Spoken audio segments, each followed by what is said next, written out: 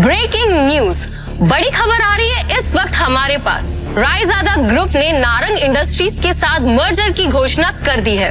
इस खबर ने नारंग इंडस्ट्रीज को फर्श से अर्श तक पहुंचा दिया है। नारंग इंडस्ट्रीज के शेयर प्राइस ने वापस से रफ्तार पकड़ी है। नारंग इंडस्ट्रीज का दुनिया की सबसे बड़ी कंपनी रायजादा ग्रुप से जुड़ना काफी फायदेमंद। ये सब जो अभी अभी हुआ था, ये किसी जादुई सपने से कम नहीं था। लेकिन एक बात जो अब भी सबकी नजरों से शिवम ने छुपाकर रखी थी, वो थी उसकी आंतरिक शक्तियां, जिसे शिवम उजागर करने की कोशिश कई दिनों से कर रहा था। शिवम वहां से निकलकर एक शादी में गया था जहां उसे करण मिला था, जो कि दृष्टि का कजन था। वो शिवम को बेइज्जत करने से कभी बाज नहीं आता था। शिवम और उसके बीच नोक-झोंक कई समय से चलती आ रही थी, लेकिन उस दिन शिवम ने करण की बेइज्जती पूरे रिश्तेदारों के सामने कर दी और वहां से घर चला गया। करण ने अपने गुस्से को पी लिया और ठान लिया कि वो शिवम को नहीं बख्शेगा। दूसरी ओर अपना खाना खत्म करके शिवम ने अपने बर्तन धोए और फिर वो अपने बेड पर आराम करने बैठ गया। ध्यान या मेडिटेशन करने की महारत उसने पिछले कुछ सालों में ही पाई थी।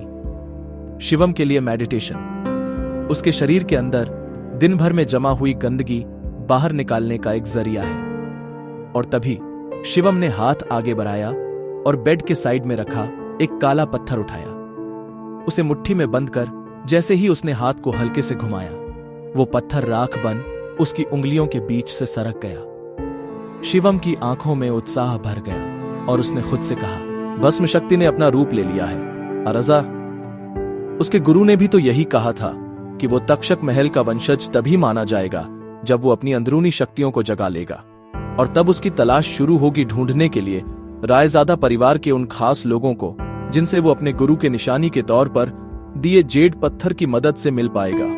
वही वो पल होगा जब शिवम अपनी जिंदगी को बदल पाएगा। सिर्फ इतना ही नहीं, इसके साथ ही शिवम के हाथ वो सब भी लगेगा जो आम इंसान की पहुंच में नहीं, जैसे कि पौराणिक औषधियां, धन और उसके पूर्वज। यही तो होता है इस विद्या में। इसमें किसी के वैभव और उसकी शक्ति की कोई सीमा नहीं है। सक्का अपने गुरु का निशानी के तौर पर दिया हरा पत्थर अपने हाथों में घुमाते हुए शिवम ने सोचा, मेरी शक्तियां पूरी तरह से जागृत हो चुकी हैं। अब वक्त आ चुका है मामले को अपने हाथों में लेने का, एक्शन में आने का। शिवम ने अपनी शक्तियां जागृत होने के बाद उनसे अपनी शक्तियों के दम पर दृष्टि के ऑफिस में हुई सारी चीजों को दृष्टि और वहां मौजूद सब लोगों को भुलवा दिया। यहां तक कि नितिन रायजादा भी अब शिवम के साथ हुई बातों को भूल चुके थे। ऐसा शिवम ने क्यों करा, वो तो वक्त ही बताएगा। अगले दिन शिवम की मुलाकात उसके पिता से हो गई, जो कि इतने दिनों से उसे मिलने के लिए मजबूर कर रहे थे। तुम्हारे दादाजी पिछले 2 सालों से बिस्तर पर हैं, बहुत बीमार हैं। अपने बिगड़ते स्वास्थ्य के बावजूद वो बस एक ही जिद लेकर बैठे हैं कि केवल एक बार फिर तुमसे मिलना चाहते हैं। वो बस चाहते हैं कि तुम वापस आ जाओ। भावेश, जो कि शिवम के पिता हैं, उन्होंने कहा, तुम्हारे चाचा की भी शादी हो चुकी है, लेकिन तुम्हारे ताऊजी और चाचा जी के यहाँ केवल 2 बेटियां हैं। शाह खानदान का इकलौता दावेदार। शिवम ने खुद को नीचा दिखाने के लिए बुदबुदाया, तो आप चाहते हैं कि मैं परिवार की विरासत के लिए आपकी सौदेबाजी का हथियार बन जाऊं? तुम सच में बहुत भोले हो, भावेश ने ठंडे स्वर में कहा। हमारे परिवार का जो व्यापार है, उसकी अनगिनत शाखाओं के अलावा हमारे शाह परिवार का दिल्ली और उसके आसपास के इलाकों में एक बड़ा पारिवारिक व्यवसाय है। परिवार के नियमों के अनुसार अगर परिवार के मुखिया की मृत्यु हो जाती है और तीसरी पीढ़ी को संभालने वाला कोई नहीं है, तो परिवार के मुखिया को दूसरे परिवार से बदल दिया जाएगा और उस समय से शाह परिवार पर हमारी शाखा का शासन नहीं होगा। और इसका मुझसे क्या लेना देना है? शिवम ने शांति से पूछा। तुम्हारे दादाजी के बीमार पड़ने के बाद से ही पिछले कुछ वर्षों में तुम्हारे चाचा और ताऊजी पहले से ही परिवार की विरासत और सत्ता की हकदारी के लिए लड़ने की तैयारी में जुट चुके हैं, जिससे परिवार के भीतर एक जबरदस्ती का हंगामा हो रहा है। क्या तुम बस ऐसे ही हाथ पर हाथ रखकर बैठे रहोगे और कुछ नहीं करोगे? भावेश ने निराशा भरी नजरों से पूछा।